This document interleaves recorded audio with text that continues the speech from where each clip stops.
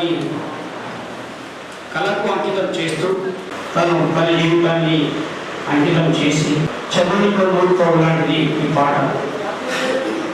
ప్రపంచం పద్మవ్యూహం చిరుద్యోగి ప్రవృత్తి నటనా కౌస్తుభం కళకు కటీరని దాహం ఉండాలి కళావేశం అన్నీ అందుకోండి కళాభి వందనాలు బిఎస్ఎన్ఎల్ కార్మిక ఉద్యోగుల జోహార్లు పులరీ కృష్ణా నిలయం జోహార్లు ప్రాసాద్యుల జోహార్లు మా అందరి హృదయాంజలి మా అందరి హృదయాంజలి అందుకో సాగన్న జోహార్లు అందుకోండి కళాభి వందనాలు విశిష్ట శానకులు కళారీ రచన పురస్కార గణితపై ఇందులో గడ్డ మీద కళారత్న వివయ్యా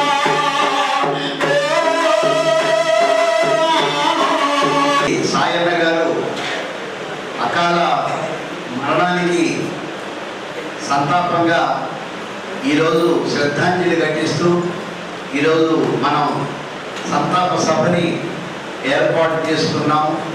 ఈ సంతాప సభకి హాజరైనటువంటి గౌరవ ముఖ్య అతిథులు మన రామచంద్రుడు గారు, అదేవిధంగా పెద్దలు డిప్యూటీ సెక్రటరీ జనరల్ గారు, అదేవిధంగా వారి కుటుంబ సభ్యులు, మన వారి ఆత్మీయులు, బంధువులు, స్నేహితులు అందరికీ కూడా హృదయపూర్వకమైనటువంటి అభినందనలు తెలియజేస్తున్నాం.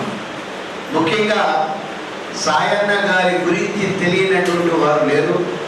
మంచి స్నేహశీలి, వారు ఉన్నతమైనటువంటి పదవుల్లో ఉన్న, అంటే ఆఫీసులో కావచ్చు, లేకపోతే ఇతర మన సంఘంలో కావచ్చు, టాపర్లో కావచ్చు, లేకపోతే మన బిఎస్ఎన్ఎల్ ఎంప్లాయీస్ యూనియన్లో కావచ్చు, రిటైర్ అయిన తర్వాత కూడా వారు ఉన్నతమైనటువంటి పదవిలో ఉన్నా కూడా తన కింద అంటే వయసులో చిన్నవాళ్ళని కూడా ఎంతో ఆప్యాయంగా పలకరించి వారితోటి షేర్ చేసుకుంటున్నటువంటి స్థితి మనం చూస్తూ ఉంటాం.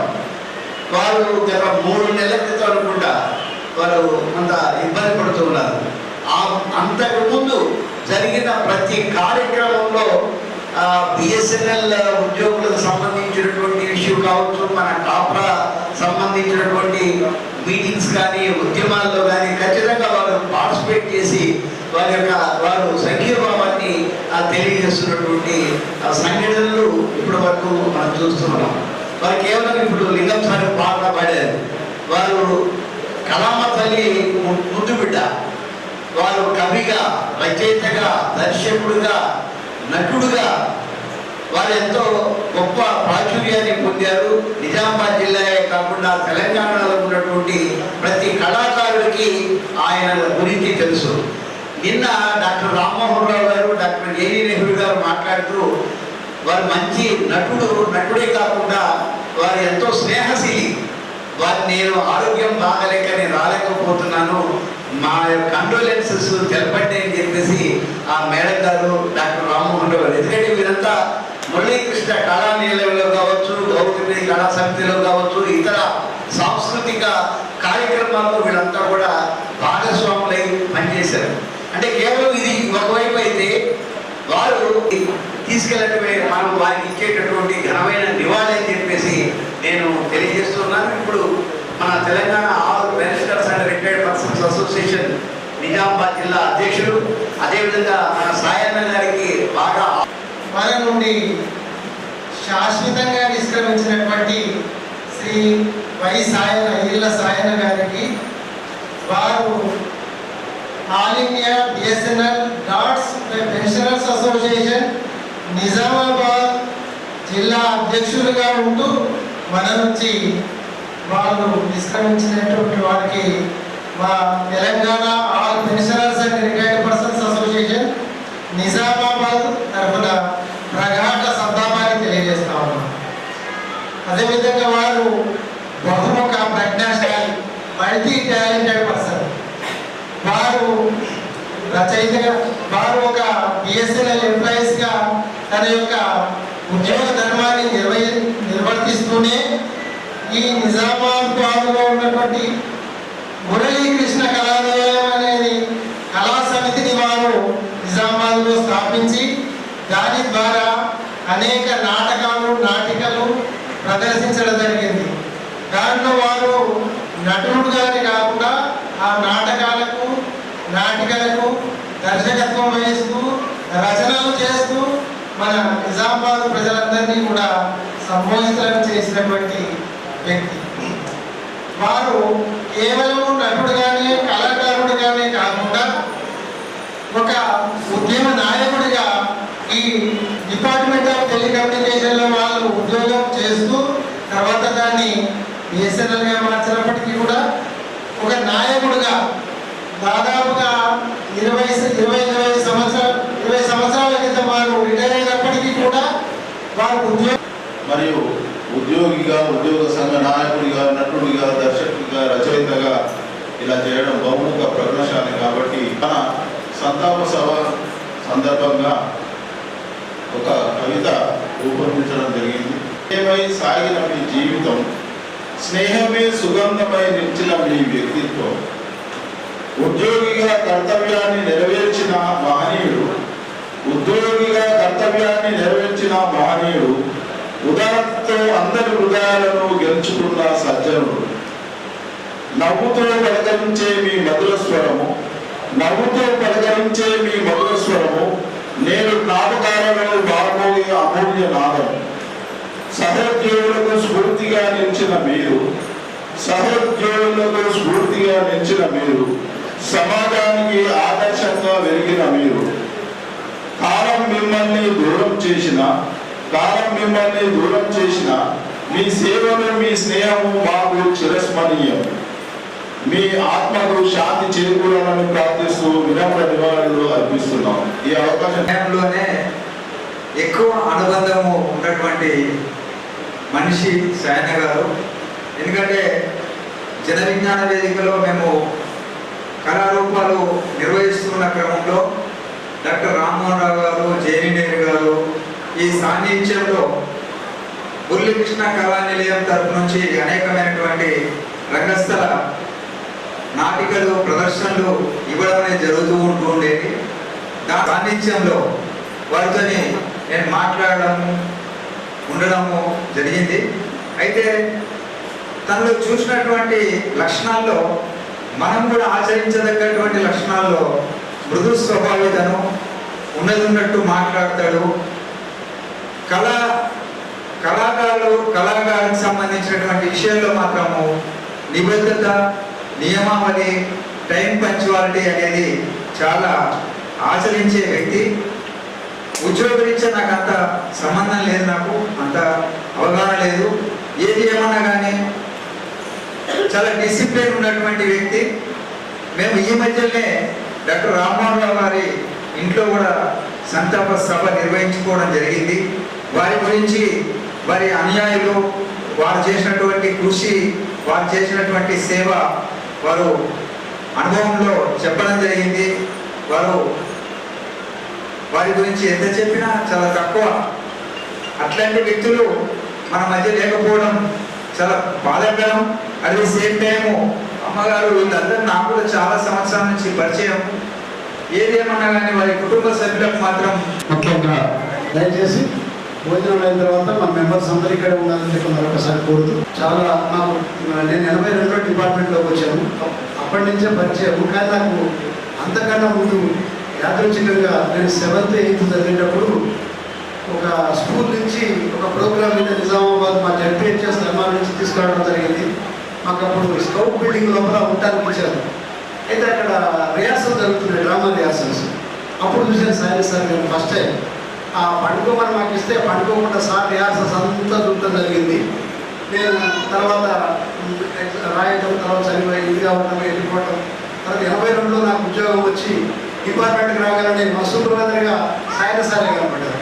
అరే ఈయన నాటకాలు వేసుకోడు కదా ఇది అనుకుంటే తర్వాత చెప్పారు మన డిపార్ట్మెంట్లో సూపర్వైజర్ నాటకాలు కూడా వేస్తుంటారు వీడియో కృష్ణ నుంచి అప్పుడు చెప్పారు. ఆ విధంగా నాకు సార్ తోటి మొదటిగా ఆనాడు వ్యాసంలో చూడడం జరిగింది. అయితే సార్కి మాకు ఎంత తేడా అంటే సార్ సర్వీస్ అంతా అప్పటికి మా ఏజ్ ఉండేది దాదాపు కొంచెం అడ్డగా. సార్ 16 ఏళ్ళకి అప్పుడు సర్వీస్ అయిపోయింది డిపార్ట్మెంట్లోకి వచ్చేటప్పటికి. మేము 20-21 ఏళ్ళలో వచ్చాము. 5-6 ఏళ్ళు మేము దాదాపుగా సార్కి పిల్లలు లాంటి వాళ్ళం. అయితే ఆ టైంలో మన సూపర్వైజర్లుగా ఇందాక చెప్పినట్టుగా మనం 10 మంది దాచుకున్నా కూడా అందులో 2 ముగ్గురు చాలా సిన్సియర్ సూపర్వైజర్లు ఉండి అందులో మన సాయన గారు ఉంటాడు. మేము అప్పుడు కొత్తగా డిపార్ట్మెంట్కి రావడం కాబట్టి మేము చాలా వరకు సార్ మేము ఈ రిలీఫ్కి వెళ్తాము లేకపోతే షార్ట్ రిలీఫ్కి వెళ్తాము అని అంటాం. సార్ పీరియడ్లో సార్ ఆ ఎల్లండి తొందరగా నేను చూసుకుంటారంటే మాకంతా కోఆపరేషన్గా ఆ రోజుల్లో మమ్మల్ని నా పిల్లలుగానే చూసుకుంటూ ఎలాంటి ఇబ్బందులు లేకుండా మాకు సార్ బిహేవ్ చేసేవారు. అయితే సార్ ఏంటంటే మేము కాస్త లేట్ వచ్చినా లేకపోతే చెప్పిపోయి మళ్ళా మేము ఏదన్నా జరిగినా సార్ ఒక్కసారి కూడా కోపంగా రాలేదు. ఆయన కోపపడితే ఎట్లా ఉంటుందో చూద్దామని కూడా అనుకున్నాం. కానీ ఆయన ఏనాడు కూడా ఆయన జీవితంలో కోపపడలేదు. ఆయన చాలా నిదానంగా ప్రశాంతంగా అందరినీ కూడా స్నేహితులాగా పిల్లలాగా చూసుకునేటువంటి తత్వం సార్ ఉన్నది. అదేవిధంగా ఆయన నిగర్వి అని ఎందుకన్నానంటే ఇన్ని అవార్డు తీసుకున్నా కూడా ఇంత యోగా మాస్టర్గా ఉన్న మా డిపార్ట్మెంట్లో ఇంత ప్రెసిడెంట్గా హోదాలు చేసిన డిపార్ట్మెంట్ డ్యూటీలో ఉన్నప్పుడు ప్రెసిడెంట్ అధ్యక్ష హోదాలో డ్యూటీ చేసిన ఆయన ఏనాడు కూడా గర్వంగా ఫీల్ కాదు. ఈ రోజుల్లో అదే కొందరు చూస్తున్నాం. ఆ సార్ దగ్గర తరఫీదు పొందిన వాళ్ళు కొందరు ఇలా మేము సినిమాలో యాక్ట్ చేస్తున్నాం కదా ఎక్కువ ఎక్కడో యాక్ట్ చేస్తున్నాం టీవీలో యాక్ట్ చేస్తున్నామని చాలా గర్వపడుతూ ఉంటారు. అలాంటి గర్వం లేని నిగర్వినే మన సాయన సార్ ఆ నిబద్ధతగా డ్యూటీ చేసేవాడు. డ్యూటీల్లో ఇంకా మా మిత్రులు చెప్పినట్టు ఏనాడు కూడా ఆయన డబ్బు ఆశకు లేదా ఇంకొక దానికో ప్రలోభాలకి పనిచేసిన దాఖలా లేవు. ఆయన ఖచ్చితంగా నిబద్ధతతో ఆయన డ్యూటీ చేసేవాడు. స్ట్రిక్ట్గా సిన్సియర్గా టైం పాలన చేసేవాడు. మేము త్యాగాలు చేసిన వాళ్ళు మనం వేరే ఏవి మన ఆస్తిపాస్తులు అడగడం లేదు.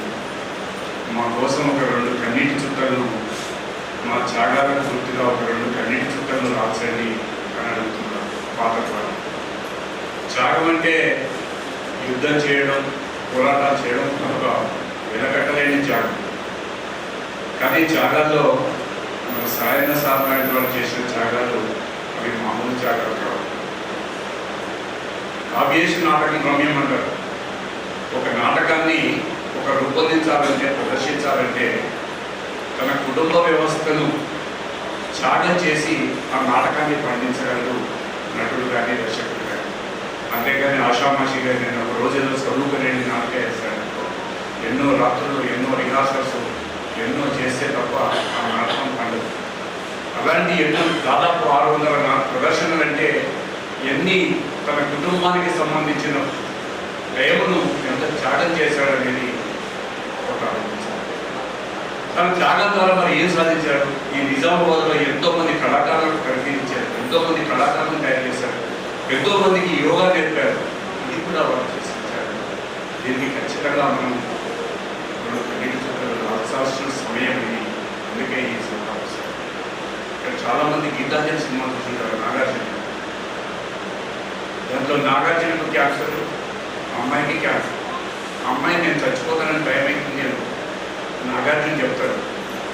ఈ చెట్టు చచ్చిపోతుంది, ఆ కుక్క పిల్ల చచ్చిపోతుంది, ఆ చిన్న అమ్మాయి చచ్చిపోతుంది, ఎవరైనా ఇక్కడ ఉండడం రాలేదు, ఎవరైనా ఎప్పుడైనా చచ్చిపోతున్న వాటిని.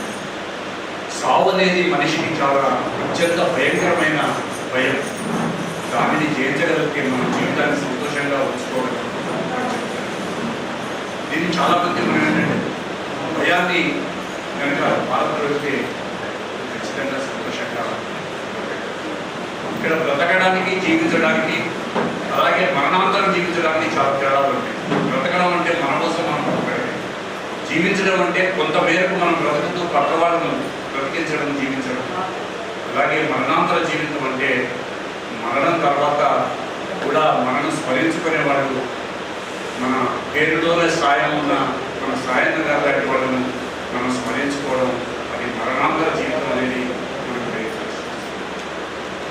టెలిఫోన్ ఆపరేటర్స్ ఇక్కడ ఇక్కడ చిన్న ఈ పిల్లలకు టెలిఫోన్ ఆపరేటర్లు బోర్డులు ఇవన్నీ ఈ పిల్లలకు తెలియదు. మన ఎందుకంటే మనం దాన్ని చేసి ఇచ్చాడు కాబట్టి మనకు తెలుసు. టెలిఫోన్ ఆపరేటర్, టెలిఫోన్ సూపర్వైజర్ల ప్రాముఖ్యత 80s, 70s నుంచి దాదాపు 90s వరకు ఉన్న ప్రాముఖ్యత రాలేదంటే, కాలు కోసము కలెక్టర్ అడిగాను, మినిస్టర్ ఏమో లైన్లో ఉండేను, ఎమర్జెన్సీ కాల్స్ అయినను నువ్వు ఇస్తేనే క్లియర్ అయ్యాను.